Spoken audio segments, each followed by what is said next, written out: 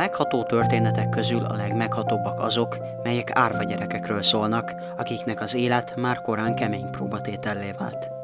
Ezek a gyerekek az elvesztett szeretteik nyomában keresik az utat a felnőtté válás felé, és a lelkük mélyén egy vágy él, az, hogy megtalálják helyüket a nagyvilágban, és képesek legyenek újra rálelni a szeretetre és a biztonságra.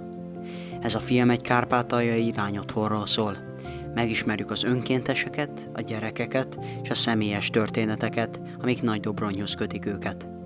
A történet arra is emlékeztet bennünket, hogy az igazi család azokból áll, akik ott vannak mellettünk, amikor legjobban szükségünk van rájuk.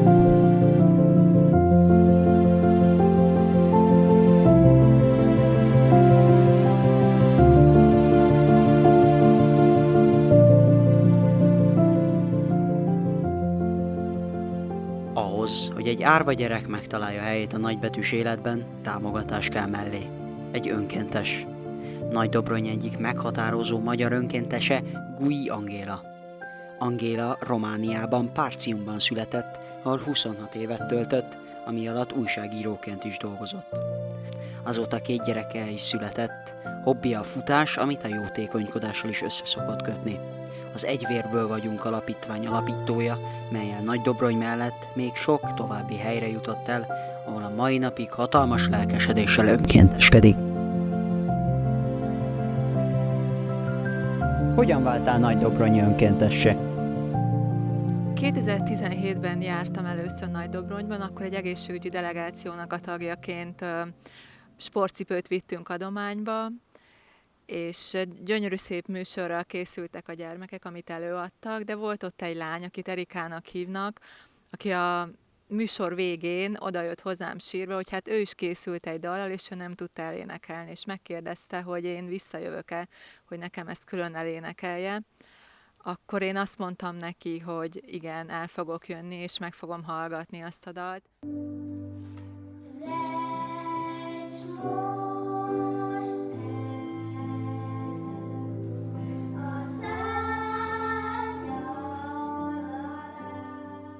Én azt gondolom, hogy nagyon fontos, hogy amit megígérünk, az be is tartsuk. Ekkor arra gondoltam, hogy mi lenne, ha nem kocsival mennék legközelebb vissza, hanem futva.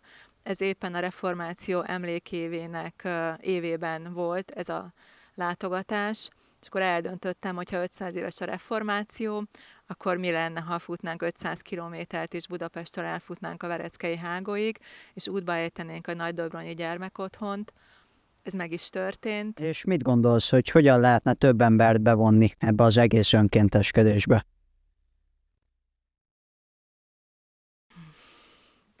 Azt gondolom, nagyon fontos, hogy a személytelen adakozás személyessé váljon. Ha valaki nem csak elküldi azt a cipős dobozt, hanem elviszi és találkozik azokkal a gyermekekkel, akiknek örömet okoz, akkor egészen biztosan legközelebb is önkénteskedni fog. És legközelebb nem csak cipődobozt fog vinni, hanem a saját idejét is felajánlja, és foglalkozni fog a gyermekekkel. Én abban hiszek, hogy mindenkinek kellene legyen legalább 2 ember, akit ismer, akin segít, és akinek nyomon követi a sorsát. Megváltozott-e az életed azóta, mióta önkénteskedsz? Igen, teljesen megváltozott. Én azt gondolom, hogy egészen más ember lettem.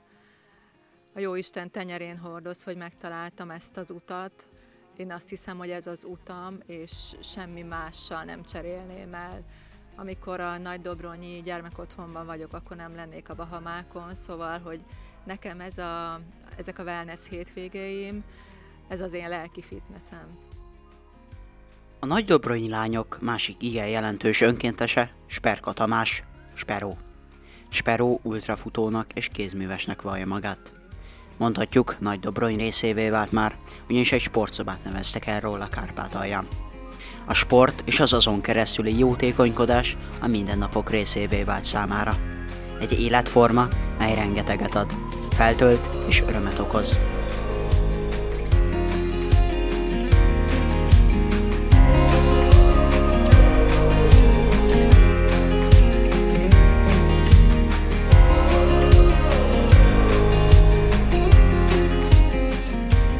Hogyan váltál Nagydobronyi önkéntessé? Hát ez jó pár évvel ezelőtt kezdődött ez a történet.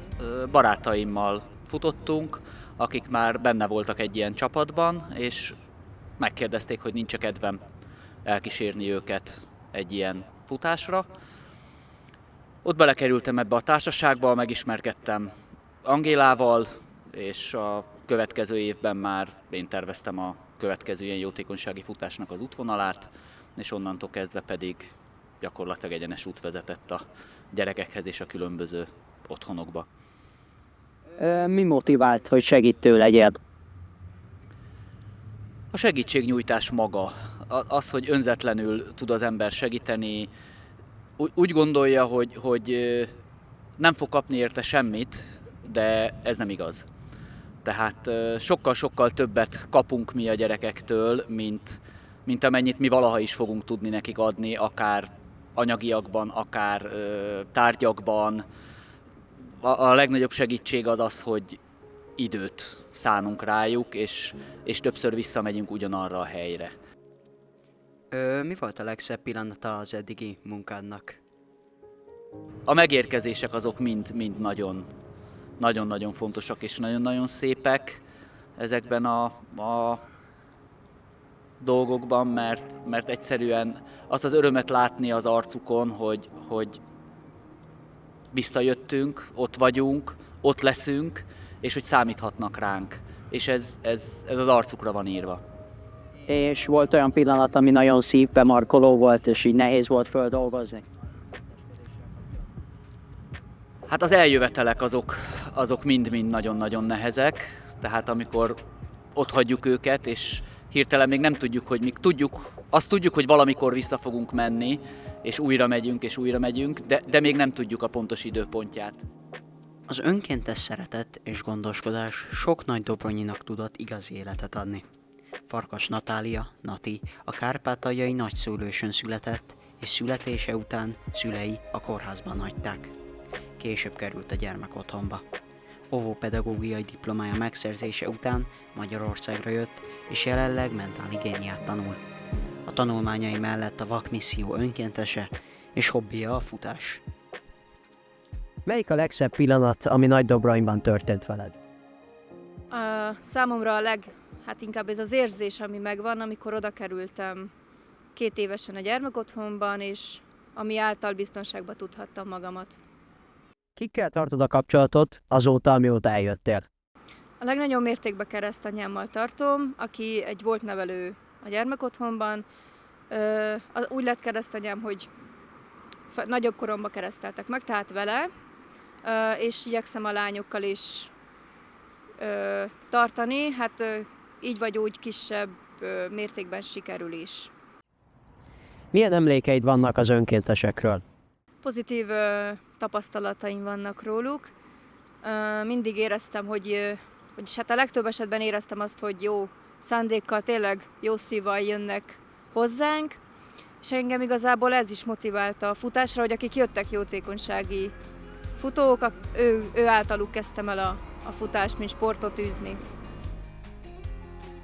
A nagydobronyi lányok bár elvesztették szüleiket, de sosem lesznek egyedül, hiszen láttuk, hogy önkéntesek, akik mint egy nagy család mindig mellettük állnak. Lehet, hogy nem tudja mindenki támogatni a nagydobronyi gyermekotthon lakóit, de segítséget tud nyújtani valakinek, aki ugyanúgy rászorul, és az ő önkéntesévé válhat, hogy még több ember megtapasztalja az önkéntes szeretet erejét.